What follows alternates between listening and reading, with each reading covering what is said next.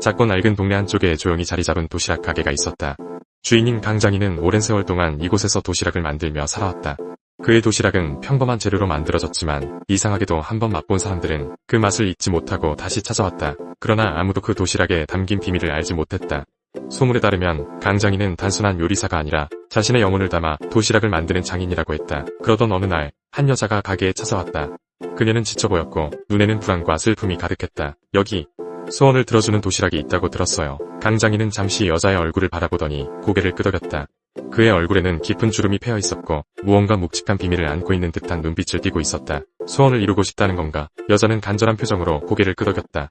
네, 어떻게든 제 소원을 들어주고 싶어요. 제발. 강장이는 말없이 주방으로 들어갔다. 그는 조용히 도시락을 준비하기 시작했다. 정성스럽게 하나씩 재료를 손질하며 그의 손끝에서 무언가 검은 기운이 피어오르는 듯했다. 강장이는 자신이 만든 도시락에 마지막으로 특별한 재료를 담았다. 그것은 바로 그의 영혼이었다. 잠시 후 강장이는 완성된 도시락을 여자의 손에 건넸다. 이 도시락을 먹으면 소원이 이루어질 것이다. 하지만 대가가 있다.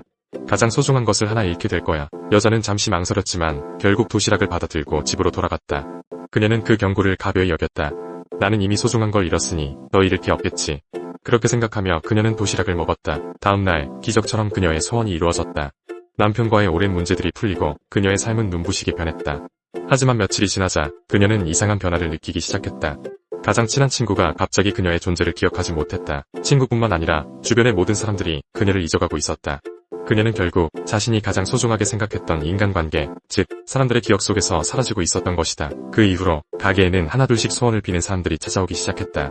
모두가 간절한 마음으로 강장인의 도시락을 먹었고 그들은 소원을 이루었다. 하지만 그 대가로 소중한 무언가를 잃어갔다. 한 남자는 성공을 소원하며 도시락을 먹었고 다음 날 그의 회사는 대박을 쳤다. 그러나 그 대가로 그는 자신의 가족과 이별해야 했다. 그의 아내와 자식들은 그를 기억하지 못했고 그는 모든 부를 얻었지만 혼자가 되어버렸다. 다른 한 여자는 젊음과 아름다움을 소원하며 도시락을 먹었고 곧 그녀의 피부는 완벽해지고 모든 이들의 주목을 받게 되었다. 그러나 그녀는 점점 자신의 목소리를 잃어갔다. 말을 할 수 없게 된 그녀는 결국 타인의 칭송을 들을 수조차 없었다. 시간이 흐를수록 사람들은 강장인의 도시락 가게에서 벌어지는 기이한 일들에 대해 소문을 듣기 시작했다. 하지만 여전히 사람들은 자신의 소원을 이루기 위해 그 위험을 감수했다. 어느 날 강장인은 거울을 보며 자신의 얼굴을 바라보았다. 그의 눈에는 이제 감정이라고는 남아있지 않았다.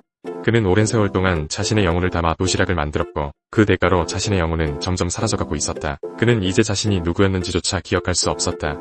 매일 영혼의 일부분을 도시락에 담았기에 그 역시 자신이 가장 소중히 여겼던 것, 즉 자신의 존재를 잃어버린 것이다. 그날 밤 강장인은 조용히 마지막 도시락을 만들었다.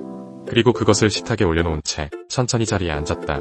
그는 눈을 감으며 마지막으로 속삭였다. 이제 내 소원이 이루어질 때가 됐군. 나의 존재가 끝나기를. 그 순간 그의 가게는 차갑고 깊은 어둠 속으로 빨려 들어갔다. 더 이상 도시락을 먹으러 오는 사람도 없었고 그의 가게는 마치 세상에 존재하지 않았던 것처럼 흔적도 없이 사라져버렸다. 강장인이 담았던 마지막 소원은 단 하나였다. 그것은 바로 소원이 없는 세상이었다.